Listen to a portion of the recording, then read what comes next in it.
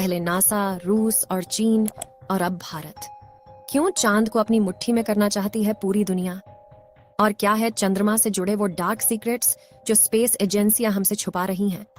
जानेंगे धरती से चांद तक के इस रोमांचक सफर के बारे में। साल 2024 में नासा भी अपने आर्टेमिस प्रोग्राम के तहत एक बार फिर वैज्ञानिकों को यानी एस्ट्रोनॉट्स को चांद पर भेजने वाला है और चीन भी जल्द ही एक और मून मिशन करने वाला है। लेकिन अब सवाल आता है कि इन सभी देशों को चांद पर ऐसा क्या दिख गया जो चारों ओर चांद पर पहले पहुंचने की होड़ मची हुई है, और चांद से जुड़े ऐसे कौन से रहस्य हैं जिनसे से पर्दा उठाते ही हमारा चांद को देखने का नजरिया ही बदल जाएगा। जानेंगे पृथ्वी से चांद तक के इस रोमांचक सफर की कुछ खास बातें। तो जल्दी से अपनी कुर्सी की पेटी बांध लीजिए और पूरा वीडियो जरूर देखिए। दोस्तों, चांद हमारी पृथ्वी से 3,84,400 किलोमीटर दूर है, और अगर हम सीधा रास्ता पकड़ते हैं तो इसी के आसपास डिस्टेंस में ही हम चांद की सतह पर पहुंच जाएंगे। जबकि भारत के चंद्रयान 3 के रास्ते से हमें चांद पर पहुंचने में 42 दिन लगेंगे, क्योंकि चंद्रयान 3 ने चंद्रमा की तरफ जाने का अंडाकार रास्ता चुना है, जिसमें वो पहले पृथ्वी के चक्कर लगाकर चांद की ओर एक लंबे रूट से बढ़ेगा और फिर चांद के चक्कर लगाकर लैंडिंग करेगा।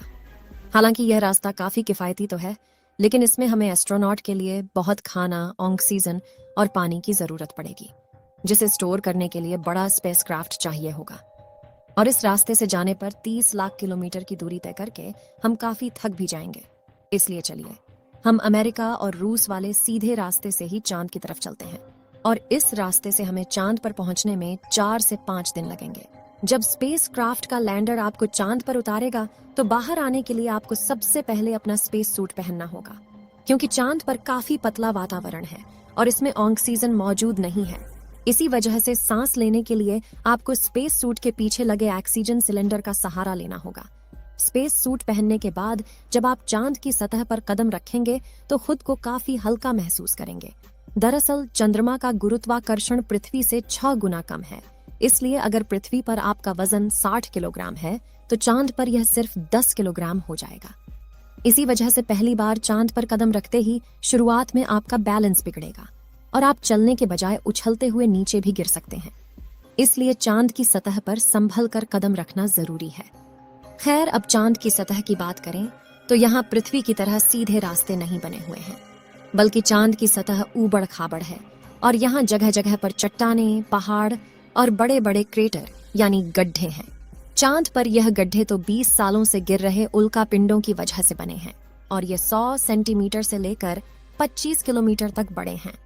वहीं चांद की मिट्टी यानी कि लूनर सॉइल बिल्कुल ज्वालामुखी से निकलने वाली राख जितनी पतली है, और इसका रंग भी पृथ्वी की मिट्टी से ज्यादा डार्क, बिल्कुल सीमेंट की तरह होता है।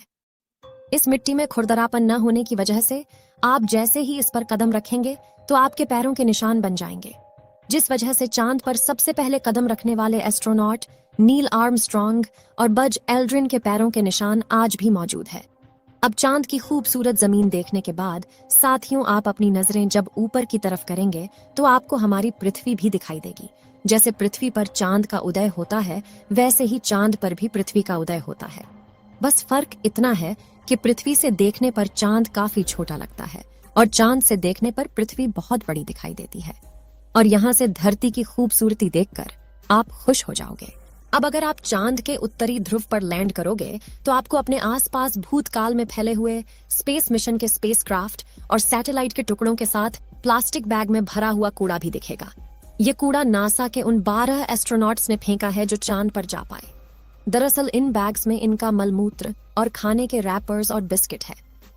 वहीं अगर आप चांद के दक्षिणी ध्रुव पर उस जगह उतरते हैं जहां 4 साल पहले चंद्रयान 2 क्रैश लैंड होकर गिरा था, तो वो आज भी आपको उतनी बुरी कंडीशन में ही मिलेगा, क्योंकि क्रैश लैंड होने के बाद न तो वह बारिश और न ही तूफानी बवंडर से रूबरू हुआ है। इसलिए अगर आप उसे अपने स्पेस क्राफ्ट में फिट करके पृथ्वी पर वापस ले आए तो उसे ठीक करके वापस भेजा जा सकता है। दोस्तों, आप यह तो जानते ही होंगे कि स्पेस के सभी ऑब्जेक्ट्स पर अचानक उल्का पिंडों की बारिश हो जाती है। यह तो अच्छा है कि पृथ्वी की मैग्नेटिक फील्ड इन उल्का पिंडों को या तो साइड में धकेल देती है, या फिर ग्रेविटी और एटमॉस्फेयर इसे धरती तक पहुंचने के पहले ही जलाकर राख कर देते हैं। लेकिन चांद की मैग्नेटिक फील्ड पृथ्वी के मुकाबले काफी कमजोर है। इसकी ग्रेविटी भी कम है और यहाँ घना वातावरण भी मौजूद नहीं है। इसी वजह से चांद पर लगातार उल्का पिंडों की बारिश होती रहती है।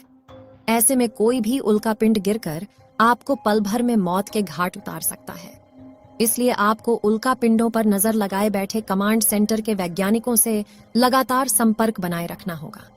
अब अगर आप सोच रहे हैं कि आप अपने किसी दोस्त या फिर लाइफ पार्टनर को चांद पर साथ लेकर जाकर गप्पे लड़ाते हुए अपने मून मिशन पर काम करें, तो आपको बता दें कि ऐसा मुमकिन नहीं है, क्योंकि चांद पर वातावरण न होने की वजह से साउंड वेव चल नहीं पाते। यानी कि अगर आप अपने साथी को कुछ बोलेंगे तो वह आपके होंठ हिलते हुए तो देखेगा, लेकिन आपकी आवाज नहीं सुन पाएगा। इतना ही नहीं, चांद पर आपको अपनी आवाज तक नहीं सुनाई देगी, मानो जैसे मोबाइल की तरह किसी ने आपको भी साइलेंट मोड पर डाल दिया है। हालांकि एस्ट्रोनॉट चांद पर एक दृश्य स्पेस सूट पहनते हैं जिसमें साउंड पुश करवाने के लिए नाइट्रोजन और ऑक्सीजन की मदद से कृत्रिम वायुमंडल बनाया जाता है। साथ ही इन्हें एक माइक्रोफोन वाली हेडफोन पहनाई जाती है जिसके जरिए यह अपने साथी और कमांड सेंटर की आवाज सुन सके और जवाब भी दे सकें। अब दोस्तों, चांद पर अपने काम को पूरा करके जब आप सोने जाएंगे तो सुबह आपको सूरज की रोशनी नींद से नहीं जगाएगी, क्योंकि चांद को अपनी धुरी पर घूमने में 28 दिन लगते हैं, जिस वजह से चंद्रमा पर एक दिन 14 दिन का होता है और 14 दिन की रात होती है। यानी कि वहां का एक दिन पृथ्वी के 28 दिन के बराबर होता है। हम चांद का सिर्फ एक हिस्सा आज तक देख पाए हैं, और अगर आप चांद के पिछले हिस्से के अंधेरे वाले इलाके पर पहुंच गए तो आपके साथ काफी खौफनाक चीजें हो सकती हैं। बता दें कि चांद पर कई सालों से सोच कर रहे कुछ वैज्ञानिकों का यह भी कहना है कि भूतकाल में वहां कोई एलियन सभ्यता बसी थी।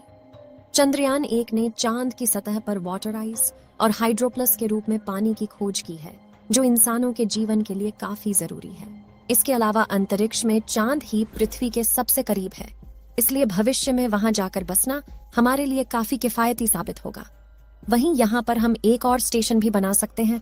इन्हीं कारणों की वजह से सभी स्पेस एजेंसी चांद में सबसे ज्यादा दिलचस्पी दिखाती है।